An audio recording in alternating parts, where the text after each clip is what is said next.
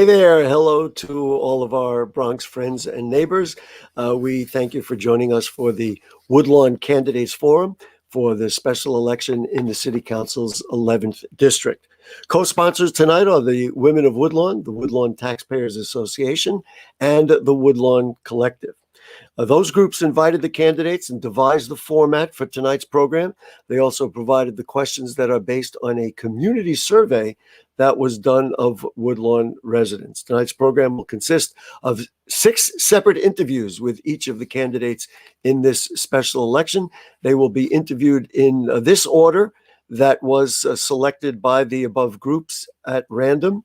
Dan Paternak, Mino Laura, Kevin Pasmino, Eric Dinowitz, Carlton Berkeley, and Jessica Haller. So we could talk a lot about what's going on, but I think it's important that we just get right to it. So let's get started. And our first candidate to be interviewed is Mr. Dan Paternak. Mr. Paternak, nice to have you with us. Hey, Gary, good to see you again. Always good to see you. Yes. Let's get to it. Let's start with question number 1. Given the increase in crime throughout the city and in the Bronx, of course, what can be done to reduce crime? How will you work with our precinct, and that refers to the Woodlawn precinct, to ensure accountability that all concerns from the community are met with the proper response?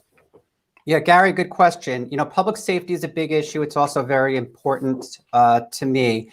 I think what we're seeing, one of the things I've done in the last 12 years being on the community board and just being out in the public is, I attend a lot of community meetings, sector meetings, precinct council meetings. And what we're seeing lately is a rise in robberies and grand theft autos. And that's really affecting the community. I know Woodlawn is seeing quite a bit of it as well. Woodlawn has the 4-7, which keeps it safe. But I think folks are concerned right now with the rising numbers in some of these aspects. And I think one of the big issues that we're facing, and the candidates are frequently asked, is about the defund police. For me, I believe we need to bridge the gap with the police. As a council member, we're going to have to work with the police every single day. And I've done that being on the community board for the last 12 years. As chair of the board, I worked with commanding officers of the 5-0, quite frequently. So for me personally, I don't support defunding the NYPD as, is out there right now. 88% of the NYPD budget is personnel. 1/3 of that personnel are civilian employees. I think if you start seeing defunding, you're going to see civilian employees being basically fired. And I think we're going to see, like patrol issues. This is an important issue, and I think it's something that we really need to figure out the difference on the candidates. And I see a difference between myself and some of the other candidates. And look, I've read a tweet of one of the other candidates that basically said, "quote unquote, abolish the police now." It even said, I won't say the word, but F-U-C-K the police. And that's the wrong rhetoric for a council member. I think we need to bridge the gap. And I think we need to work with the police on a daily basis. And how do we do that? Quite frankly, meeting with the CO or having a phone call, meeting with the CO of each of the precincts, the 4-7, the 5-2, and the 5-0 that make up District 11 on a weekly basis, finding out where the problem areas are. One of the big quality of life issues in our district, in our city, the number 1 311 complaint is noise complaints. I wrote an op-ed last year on creating a task force to deal with that in our communities. It's spending time, it's figuring out the issues in each community, getting the crime reports, getting the stats, and working on them. Let's talk about the nature of the Woodlawn community. And you've heard this, I've heard it. There's a lot of talk about where a council member in the District 11 is focused. How will you ensure that neighborhoods like Woodlawn are not left out from citywide initiatives like open streets, safe cycling infrastructure, and accessible composting sites, while not losing previous funding that is given to the Woodlawn community? In other words, we don't want to trade one for the other. People want to say, focus on our community. Yeah. So, Gary, like you, I born and raised in the Bronx. I grew up here, and essentially, I know Woodlawn very well.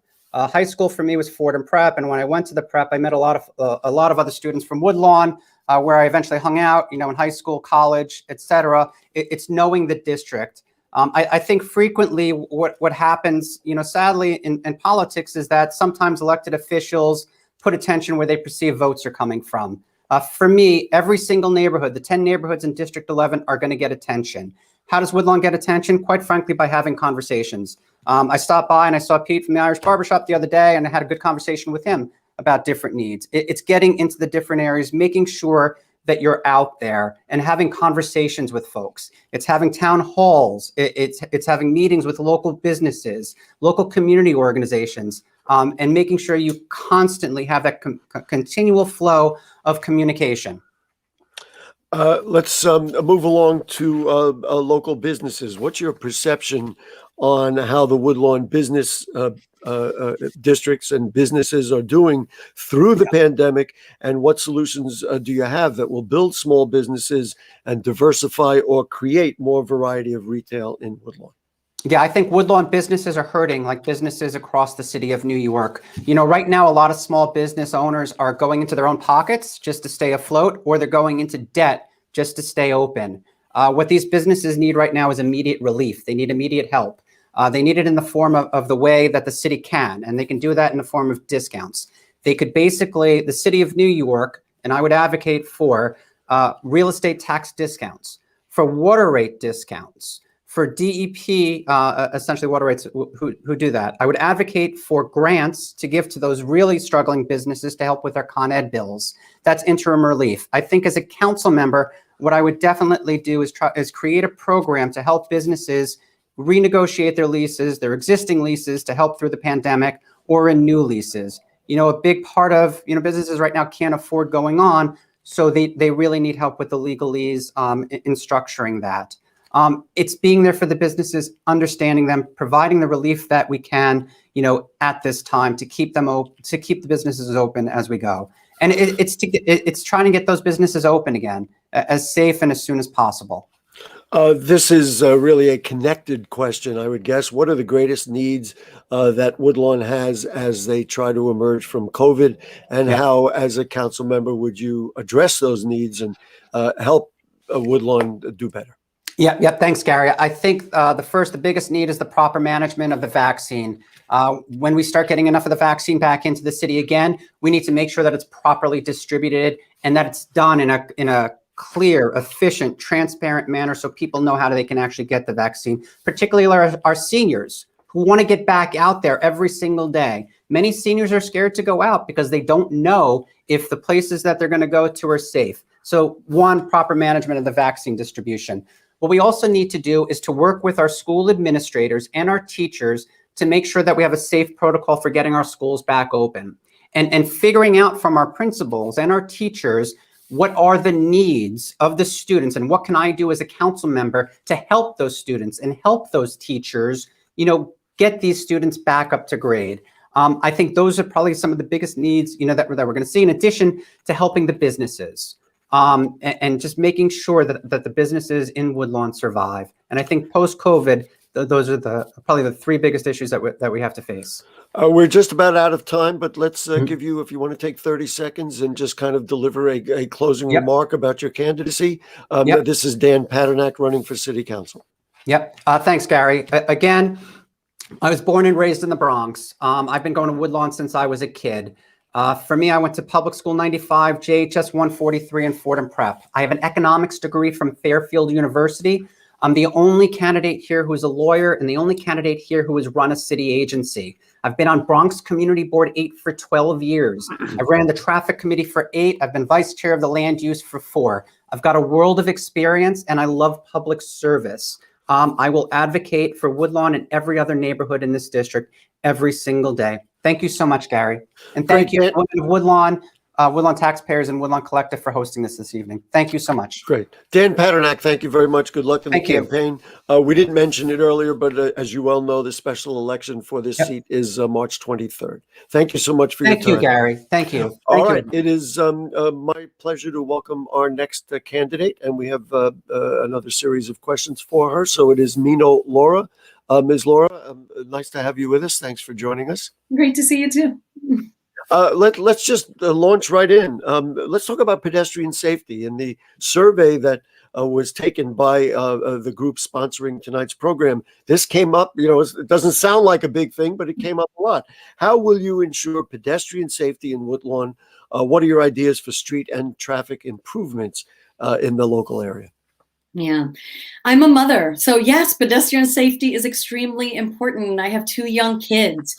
So what do we do about pedestrian safety? The first thing a city council member has to do, which is what I would do, is work with our neighbors, engage with neighbors to listen. Which are the sections? Be very specific. Work with our community boards to understand that. And then think about what traffic patterns need to change. We need to prioritize are people over traffic, right? People over cars. And I say that to mean, if it means that what needs to happen is changing traffic pattern, making the street narrower, then that's what we need to do. If it means taking one side, expanding the sidewalk to make it safer for students coming out of PS19, coming out of schools, I'd want to hear first from the parents, from the families, from our elders, where those moments are, and then work with DOT, work with the agencies, work with the community board to make sure that we address it quickly and efficiently. Oh, now, in many of the cases, in many of the neighborhoods, there's been questions. They say, well, let's do a road diet and let's add, bike lanes and all those kinds of things. But then the next thing you know, you get a whole group of people who say, wait a minute, you just eliminated parking spaces. I mean, how do you balance that? I mean, I can appreciate your desire to, talk to people, but it can be difficult. I guess that's the job of the council member. It is difficult. And one of the things that I've done, I'm an executive director of an organization. I've worked with bringing our diverse community together, different points of views, different languages, and we come together on consensus. So we talk about, one of the things that as council member I think is essential and government needs to be doing is looking at creating legislation, making decisions, budgetary decisions based on the majority of our community. So the majority of our community uses public transportation. So when you're talking about what comes first, it's not about what comes first, but making sure that transportation, public transportation in Woodlawn especially and across the district needs to be effective, needs to be efficient, needs to be affordable, and needs to be accessible. So how do we make it so that in New York City, in the Bronx, cars can be something we want, but not something that we need? And right now we see that too often it is something that we need in order to get to places.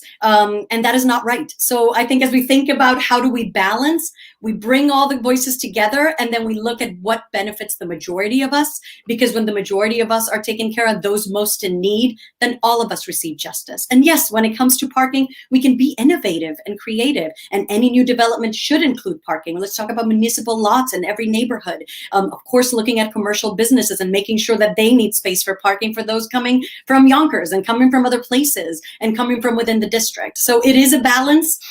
Conflict, I have a master's degree in conflict transformation. Conflict is not something that scares me. It's something that I embrace, I take on, I listen deeply, and then we move forward together. Let's talk about homeownership in Woodlawn and different types of housing. Woodlawn has a diverse range of residences with homeowners and renters, each with different needs. Can you identify issues for each and how you will address them? Yeah.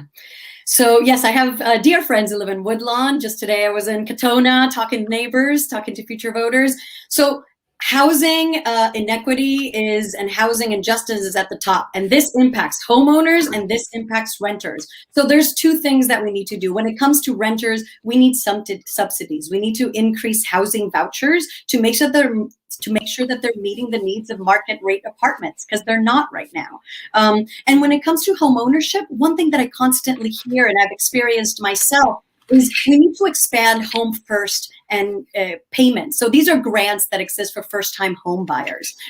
We need to expand the opportunities. So for families and people who would want to join and become homeowners, start building wealth for them and their families, we need to expand that. We do that with grants at the city level. We do that by making sure, because there are, for the buildings especially, that there's not any law that is creating loopholes that allow for discrimination, and that we are mandating that brokers, real estate brokers, have anti-discrimination, anti-bias training, because so often, especially families of color, women of color, experience, when it comes to rental and home ownership, discrimination, and are not able to fulfill their dream and what they've been working to do. So these are some of the things. We need to be supporting homeowners, especially when it comes to retrofitting. I want our home and the Bronx to be green. We need this to happen in New York City. So how are we subsidizing families and homeowners and tenants to make sure that we are transitioning our utilities, that we're able to have green energy. And if there's solar energy and there's things that they need to do to retrofit, make it more energy efficient,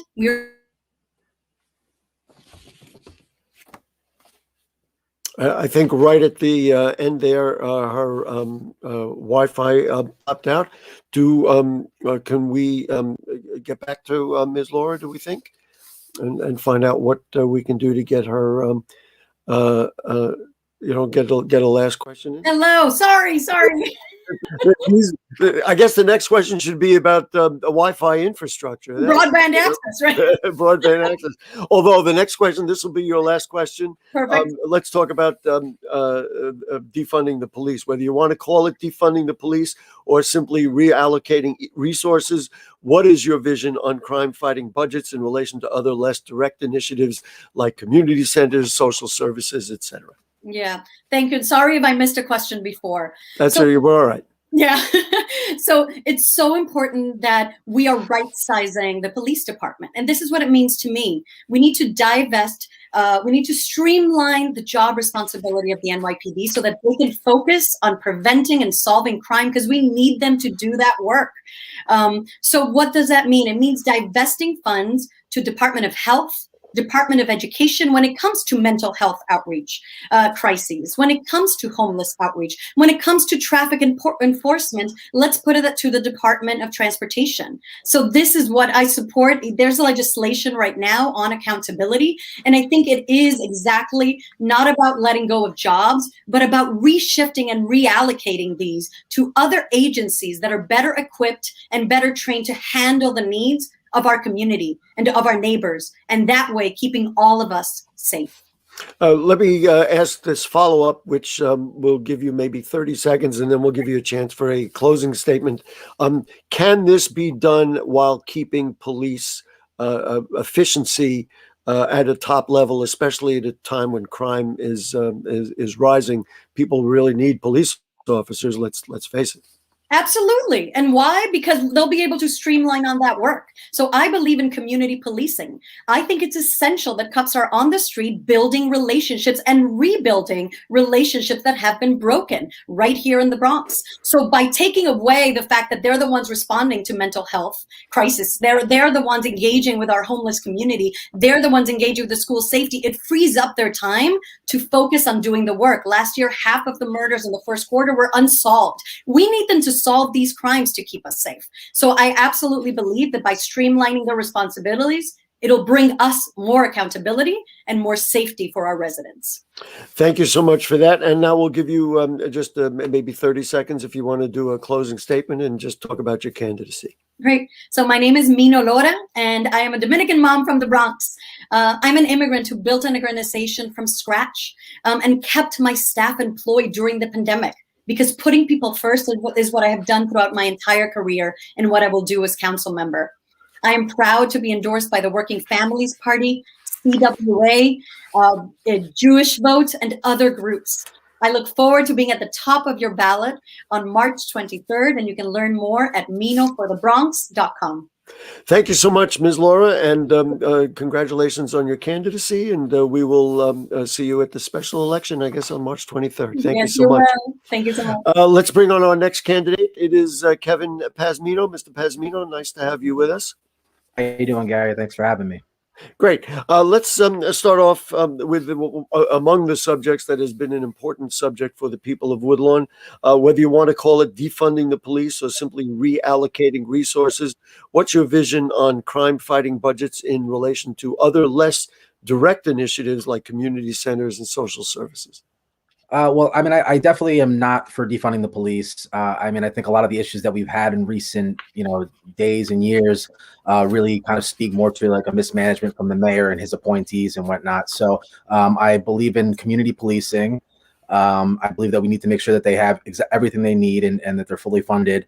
I do believe in, in terms of reforms that I would, encourage and try to enact would be, something where inside the academy, having some weeks where they before they actually hit the street, they go to the communities they're going to be policing, get to know the people, maybe even have to like similar to this political process of, getting a petition signed where they're going out, getting signatures from people. And so they actually get to meet the people that are, in the streets. But I do believe that, the police and, I'd also look to, try to increase PAL programs, police athletic programs, that kind of stuff, bridge meetings between the police unions and the community board, the community and whatnot. I believe that, I come from the film industry, so and I'm an assistant director. But whenever I need to deal with a specific topic or a specific expertise, I go to the experts. So I really look to communicate with the police officers themselves and the police union to see what they have to offer in terms of solutions. Mr. Pazmino, let's talk about development. All over the borough of the Bronx, neighborhoods are wrestling with development that's as of right, often opposed by local communities. How can you address this? Obviously, we need to develop. On the other hand, you don't want to do things that make communities, frankly, worse off. Yeah, I mean, I think great communities need to stay great communities. And I think that, as a part of what I want to do, my community, my constituent services is going to be heavy on the outreach. So what I want to establish is basically have representatives and maybe multiple representatives in each electoral district, depending on the size of the population. And I would work out some form of like tax deduction, tax break for those people who volunteer their time. And then that group of people would help, get information from my office to the public and their and the people in the neighborhood, as well as relay information from the people in terms of what their wants and needs are. I think that we need to instill, basically force either beef up legislation or increase or add legislation that basically mandates that any developers that want to, build in the area do deep environmental impact studies, as well as, community canvassing, so that, I'd even go as far as having the community have a, almost final approval on whether or not they even get the bid for a place. And if the developers don't like it, then they can go somewhere else. Thank you very much for that impassioned answer. Let's talk about the Woodlawn neighborhood in particular. How will you ensure that neighborhoods like Woodlawn are not left out from citywide initiatives like open streets, safe cycling infrastructure, and accessible composting sites, while not losing previous funding that has already been given to the Woodlawn community? Well, I think, like I said before, it's really about community outreach, finding out what their issues are, what their needs are. But I mean, I'm going to fight for my constituents. So, for all the people that are in the 11th district, I'm going to be talking to them. It's all about communication, knowing what their concerns are and whatever they want. One of the things that I'm very proud of in terms of my campaign is I'm not accepting any monetary donations. I think that money in politics is the reason why, career politicians make promises that they do not keep. So, I'm a one-man band. I do everything myself. And in terms of, I'm very proud of that fact. So like, they're my boss in terms of when I'm working on a film set, the producers and directors, they tell me what, they mandate what happens on set in terms of, what they want to see happen. And that's what's going to happen with the people. They're going to tell me exactly what they want, and I'm going to make sure that I'm going to fight for them. And there's not going to, I have no, ties or, no constraints in terms of like promises made behind closed doors because of people financing me. Thank you for that answer. This has been a very difficult time for many, many people, and we all know about it. It's a matter of healthcare, and it's a matter of rebuilding our financial infrastructures as well as small businesses. What are the greatest needs, as you see it, that Woodlawn has as we try to emerge from COVID, and how, as a council member, would you address them? Well, one of the things that I'm very proud of is, being a part of the film industry, is that we have some of the highest standards in terms of protocols when it comes to COVID, and in terms of so that's the reason why we were able to get back to work, relatively quickly.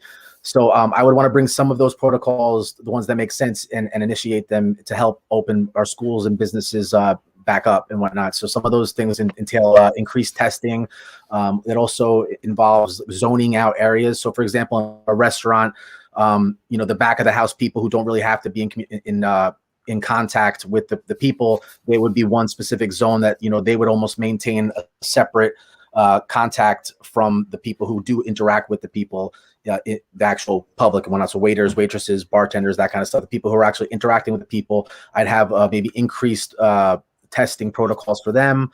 as well as, implementing this zoned out area, and where, separate access, so that the back of the house people only enter through the rear entrance, and the people who work in the front of the house only enter through the front, and, organizing, help educate the businesses and the schools and teachers, so that they feel comfortable to opening, because that's the biggest problem that we're seeing, is that, teachers are afraid for their own lives and their own safety, and they're afraid. So what we need to do is educate people, show that we have a plan, and implement that plan, so that way we can alleviate that fear. I think that we need to take care of our seniors, so whether that's working out deals with local transportation companies to have them get door-to-door service to doctor's appointments, or to the grocery store, whatever that is. I feel like the mayor and the governor really botched this rollout in terms of the vaccine. So I think that we could do maybe mobile units where we have medical professionals come to the seniors at home and provide the vaccine at home. And I just think that we just really need to be taking care of our elderly population, because they are a treasure to us. So I think that's still, just basically, reassuring people in the confidence that, it's okay to open up. Mr. Pazmino, thank you so much. Let's give you a chance to deliver a closing statement. You can just talk in general. You got about 30 seconds. You can talk about your campaign and what you'd like the voters to be thinking about. Sure. So, I grew up in a single, my mother raised me and my brother in low income housing. So, I'm definitely, that instilled a very hard work ethic in myself that I'm very proud of. I live in North Riverdale with my wife and my 4 children, my 17, 10, and 8-year-old, all attend public schools. So we're, I'm very grounded, and I'm very aware of what it is to be a parent living in this situation. My youngest just turned 2 last week.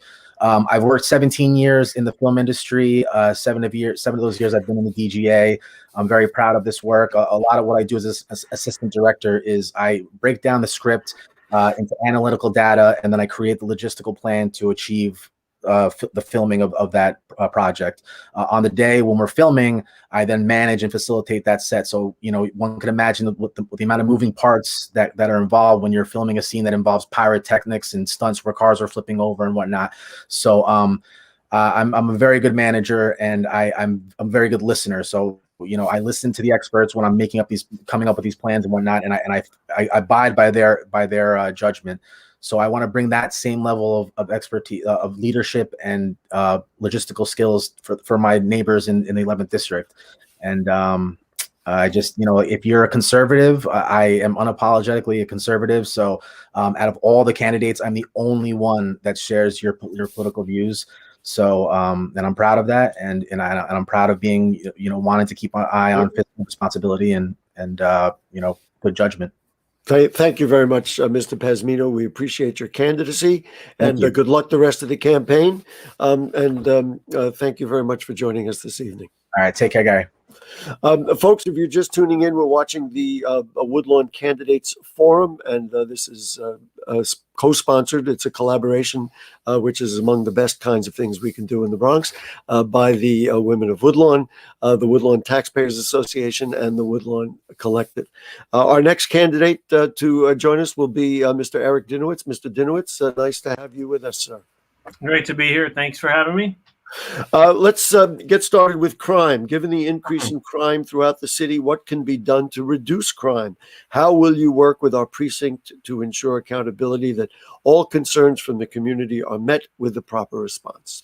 Yes. Well, thank you for that question. There have been a lot of calls to defund the police, calls to abolish the police. I don't think that fundamentally answers the question of what we need. We need the police in our community to do their job and to focus on crimes, whether they be quality of life crimes, whether they be car break-ins, bicycle thefts. And let me give you another story about who I am and what my campaign is marked by. I am a person who brings people together and builds coalitions.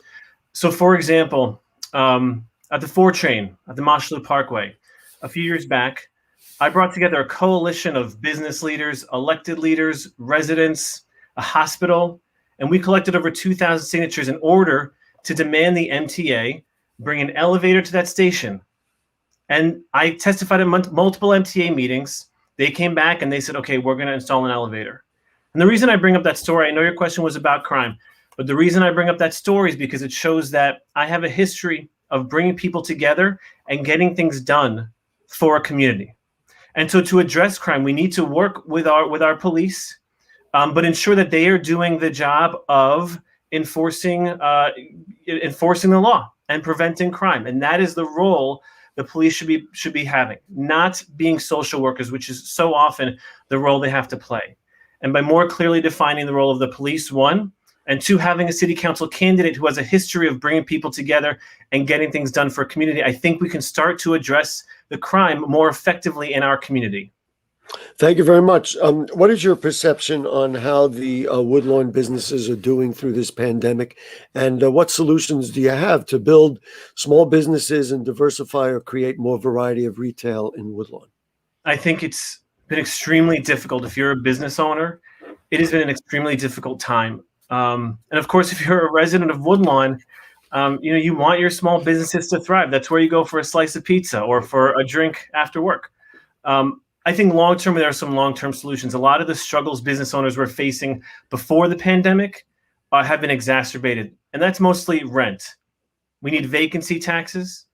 We need to look at commercial rent regulations and other things to bring rents down and incentivize landlords to actually negotiate reasonable rates with our small businesses.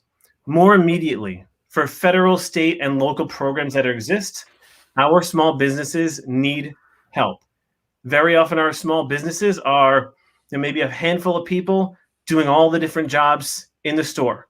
Whether it's working the front room, working the finances, on the phone, making sales, whatever the job is, they don't always have time or the ability to investigate all of the litany of all of the different programs that our city, state, and federal government provide. Our city needs to provide a liaison to help our small businesses navigate all the different programs. Because our small business owners are not lawyers, they're not necessarily researchers. They need a human being from the city helping guide them through the program. And I believe it does need to be a multilingual approach to make sure that all business owners have access to the resources available in our city. Thank you very much for that, Mr. Dinowitz. Let's talk about homeowners. Woodlawn has a diverse range of residences with homeowners and renters, and each has different needs. Can you identify issues for each? And if you are elected to the city council, how you would address them? Thank you for that. Our homeowners, our renters, our co-op owners, right? We need relief, right? Because rents are going higher and higher and higher, and it's getting harder and harder to pay the rent. I believe in programs like the Mitchell-Lama Housing Program, which we need to look at again as a pathway to help middle-class working families afford the rent.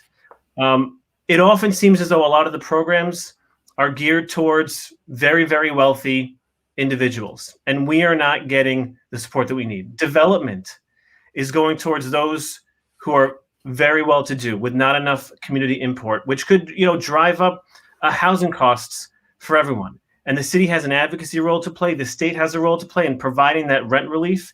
It could be in the form of vouchers. We have things like the right to counsel for low-income New Yorkers who are facing eviction from their apartments due to who are facing eviction from their apartments. I believe that right to counsel needs to be expanded to also include, perhaps advocacy for our homeowners and our renters beyond eviction, because by the time you're at the point of eviction, it is perhaps too late. You've already struggled through so many months or so many years of trying to pay your mortgage or trying to pay your rent and your taxes. Mr. Dinowitz, your final question. The Bronx has been wrestling with racial tension, and it's certainly all over the city, the state, and the nation. How to address these attitudes which have inflamed many communities? Yeah, I know a few years ago in Woodlawn, we had that awful flyer that went up back in 2018, which we'll talk about. I'm sure you'll talk about. You've spoken about on your show before, but really with very overt racism. But we know a lot of the tension is a lot more subtle than that. It's tension that I've seen as a public school teacher. And it's tension that I've addressed as a teacher. I've done staff trainings, anti-racist trainings, anti-implicit bias trainings for my staff to help immediately address these problems.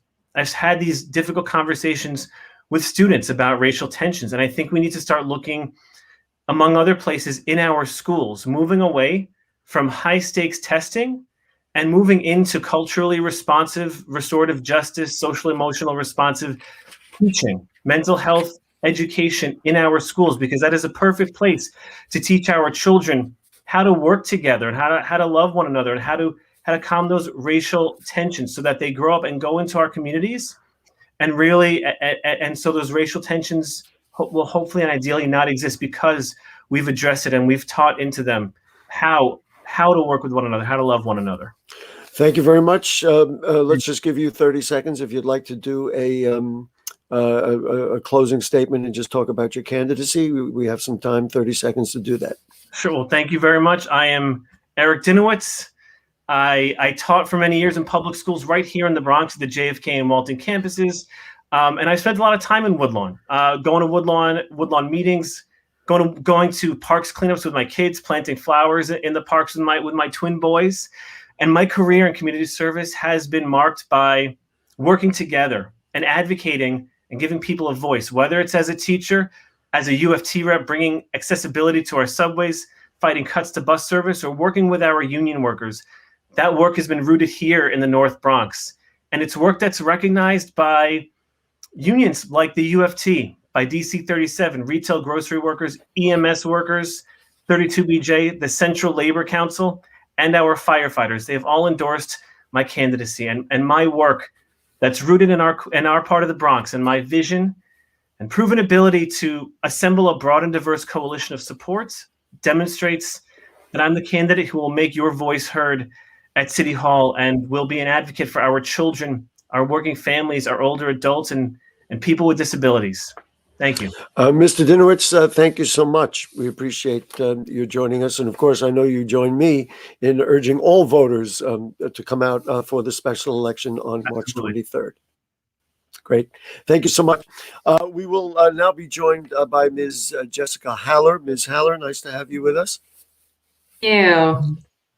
Hi, Gary. Hi, nice to see you. Let's get started. Let's talk about development. All over the borough neighborhoods are wrestling with development that's as of right, often opposed by local communities. What do we do? How is this addressed? Well, as of right means they could do it unless we change the zoning. We need to focus on a comprehensive plan for New York City. This comprehensive plan is a strategic plan, which gives us direction. And from there, we adjust zoning laws so that we make sure that we develop our communities in ways that we need, and that we get equitably distributed resources across the city. What I see as I speak to all of the different neighborhoods, from Wakefield, in the east, has way too many homeless shelters. Woodlawn, everybody needs more access to school services, is what I'm hearing. Certain neighborhoods need more green space. The only way to address all of that is to change the zoning, because unless we do that, as of right means they can do it. Many people are concerned about inequitability when it comes to different neighborhoods, and District 11 is either blessed or cursed that it has so many different neighborhoods with different types of housing and different income levels, et cetera. Yeah. How will you ensure that neighborhoods like Woodlawn are not left out from citywide initiatives like open streets, safe cycling infrastructure, and accessible composting sites, while not losing previous funding that was given to the Woodlawn community? So two things. First of all, the three that you mentioned are absolutely part of a resilient and sustainable future, and we need all of those across all of the city. The second is, how do we address what each neighborhood needs? District 11 in the Bronx, more than any other city council district of the 51 in the city, is, to what David Dinkins would refer, the gorgeous mosaic. As you mentioned, Woodlawn, Wakefield, Bedford Park, Norwood, Kingsbridge, and Riverdale, and maybe I missed one, Van Cortlandt Village, where you live, I apologize. That's okay. All have different needs. They all have different socioeconomic levels. They all have different, they're all missing different things. And they all have beautiful, wonderful portions of them that are different. When I talk about equity, I talk about leading with that on the front end. So when you're talking about, we need to put compost sites across the city, do that measurement on the front end. So many of the problems we have today are because of mismanagement from from the mayor down. So if we say we're rolling out open streets, they must be distributed in the following way. Each borough must have access. They must be equally distributed across income levels. And here's the plan, and here's how it meets your goals. That's where I come from. I come from a data and technology background and a measurement background. And we need to use and measure equity, resilience, and sustainability on the front end of everything that we do. Let me just do a follow-up on that. One of the biggest issues is budgeting. I mean, and the city lost its, at least for the time being, the composting program because of the pandemic.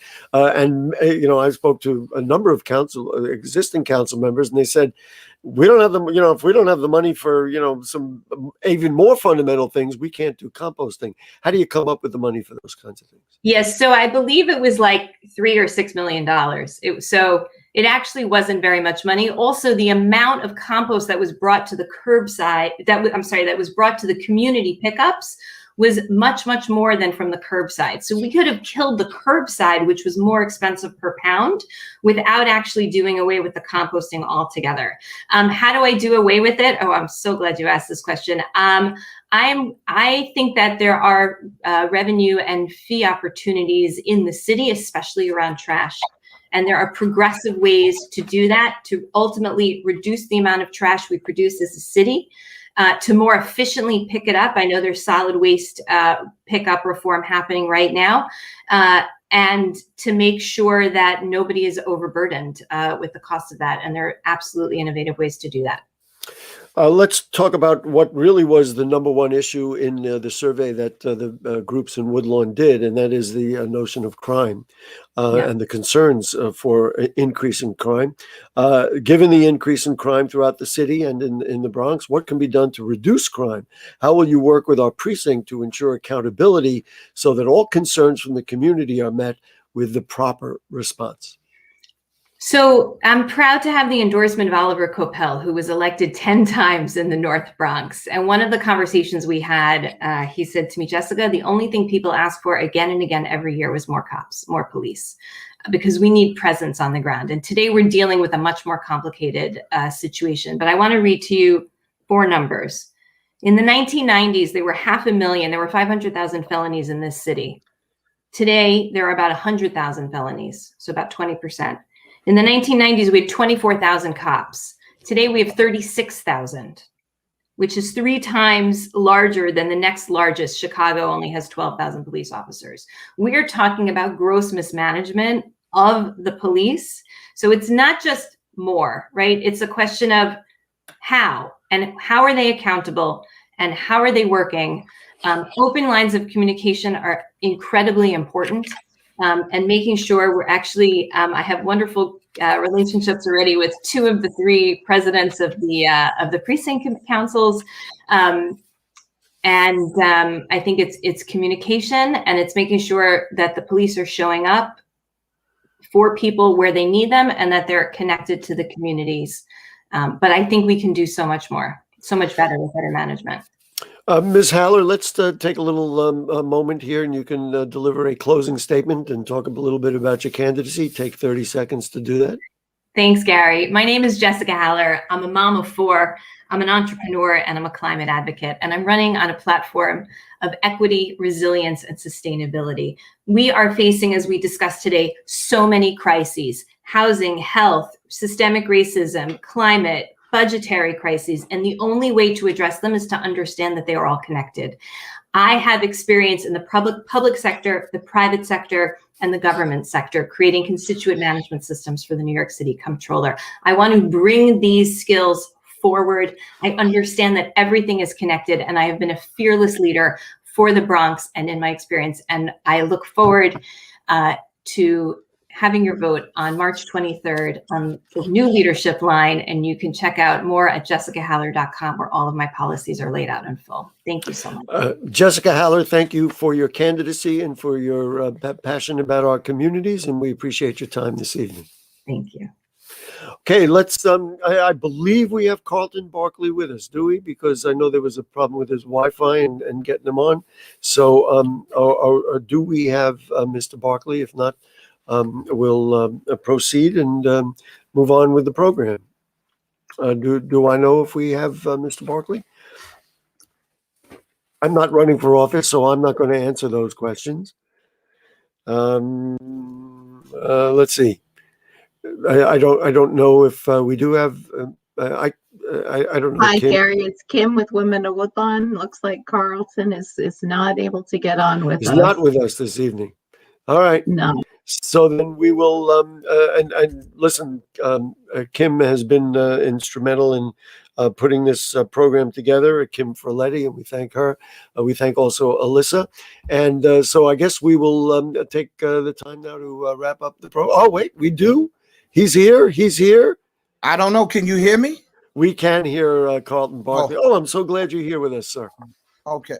I can't hardly see. I can see you somewhat, but All right. this is not regular Zoom. This is something No, else. yes, we're using. I mean, for people who need to know, we're using a different program that's called StreamYard, and it provides some versatility. But here we are. Nice to have you with us, sir. Okay. I'm glad. I'm glad Good. to be here. So then, before we wrap up the show, let's talk to you. We're going to ask you 4 questions, Okay.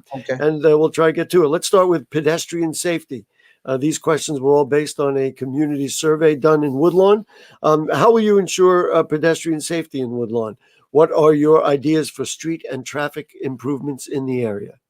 Okay. Well, first of all, I would sit down with the community residents because I live in Wakefield, which is right next door.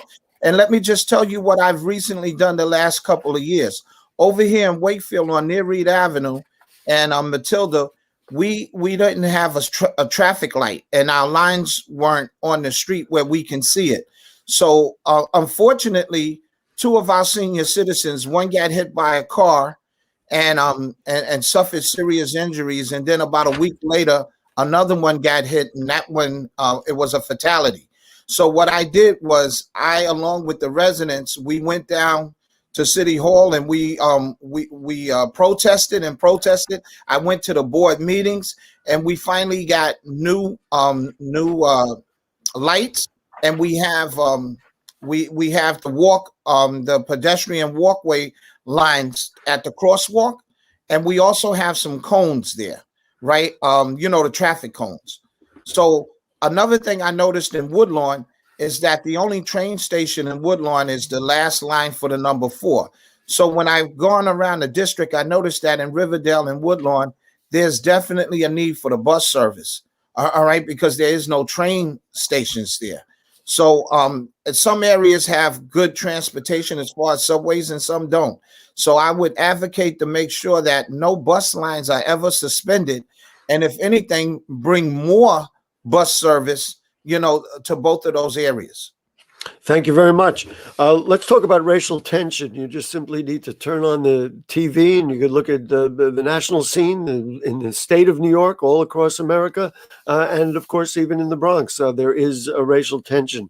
The Bronx has been wrestling with it. How do we address these attitudes which have inflamed many communities? Well, with me being a retired New York City detective, some of that unfortunately comes from the NYPD. But what we need to do as community residents, because we're all, especially District 11, because although Wakefield and Woodlawn seem so far from the rest of the district, we are part of District 11. What I think will help is that if we have more meetings where we can sit down with our neighbors and discuss our differences, what we will probably find out is that we really don't have much differences at all. All right. But with the racial tension, as you said, is high. I also, and with me being a retired New York City detective, right, I would also like to bring the police in because I wrote a book on what to do when stopped by the police. And I don't think any of the residents in Woodlawn and Riverdale more or less probably don't know about it, because when you really look at it, we don't really see any problems up there with the police. However, when you talk about Wakefield, Kingsbridge, Norwood, right, the tension is pretty high. But what I think we need to do as a community, as a district, sit down, have more meetings, invite everyone to every part of the district where we can sit down and talk things over. That's what I would do. Let's talk about when it comes to, frankly, equality in neighborhoods. How will you ensure that neighborhoods like Woodlawn are not left out from citywide initiatives like open streets, safe cycling infrastructure, and accessible composting sites while not losing the previous funding that has been given to the Woodlawn community? Okay, well, if elected, Woodlawn residents would have no worries. I would never take anything away from them. All right, none at all. Let me tell you, the two areas of the district that I really like, and I would like to more or less replicate, is Riverdale and Woodlawn. All right, so I would like to make those the model areas for the other 5 areas of the district. So even though we talk about equality, all right, yes, we should have equality. Now, I don't think this is fair. All right, I don't think it's fair that every one of our representative, when it comes to councilmen for the last 40 years, has come from one area of the district. It's time for change. All right, and so I would definitely be fair with everyone. I've come to some of the meetings at the school when the Woodlawn residents had a drug problem, with people selling drugs, and with me being a retired detective, I came to those meetings. We solved them, and guess what? We didn't need the 4-7 precinct. If those that attended the meetings would remember, because I attended many of those meetings, and after the meetings, I sat with plenty of the residents there. And we came to an agreement, and guess what? They don't have that drug problem no more. And again, the 4-7 precinct wasn't involved. Now, we also had the big bridge, all right, on near Reed Avenue. All right, we had a small problem with that, where when people was coming from the train station walking over that bridge, it was very dark, right? We still haven't gotten the lighting, all right, but I would like to put cameras on that bridge, right? Because then if you know, it would give a sign of a sense of safety. And I would like, when you talk about safety, being a retired New York City detective, everyone should remember, I would bring back foot posts, because if we know that there's a police officer at a certain area at a certain time, we know, and if we know that that police officer is there, we definitely feel safe. All right. See, the problem with safety too has to deal with the police being in patrol cars. All right, because patrol cars enable the police to get to scenes much quicker, but we do need foot patrol. All right, some things are never or was never broken when it came to safety in New York City. And I joined the police department back in 1984. All right, and as an undercover police officer, as a detective, I've investigated crimes such as robbery, rape, homicide, the 7 majors. All right, but I would like to go back and put cops on foot posts, and that way cops will interact with the community more. And like I said, whenever you as a resident was walking around in the area, you know where those cops were, right? And if there was a sense of trouble, all you had to do was walk in that area, and you know you would see that officer there. Mr. Berkeley, thank you so much. We're almost out of time, but we'll give you maybe about 30 seconds to talk about your campaign and give you a closing statement, sir. Okay, well, I haven't gotten any endorsements. All right. However, the people in Wakefield, I've been married 36 years. I'm the father of 3 grown children. I have 2 grandchildren. I've been living in Wakefield close to 30 years. I'm not going anywhere. I'm a homeowner. I opened up a small business. I like the community. I was born and raised in Harlem, but I've been up here close to 25 years. And I'm not going anywhere. All right. And like I said, I don't want the residents from Woodlawn to think that if I do become the councilman that I'm going to take any resources away. I would never do that. Like I said, I look at Woodlawn as one of the model areas. And like I said, you guys are cheated when it comes to as far as train stations and everything. So your bus service and cab service or whatever transportation services you need. I think we're about out of time, sir. So, did you want to just say anything else? I interrupted you, but we are about out of time. I understand. I appreciate you, and I just hope that you guys give me a chance. Well, we certainly appreciate Mr. Berkeley for joining us. And that will actually conclude our program for this evening. We want to thank all the candidates for participating. Thank you to Dan Paternak, Mino Laura, Kevin Pasmino, Eric Dinowitz, Jessica Haller, and Carlton Berkeley. Also, thanks to the women of Woodlawn, the Woodlawn Taxpayers Association, and the Woodlawn Collective.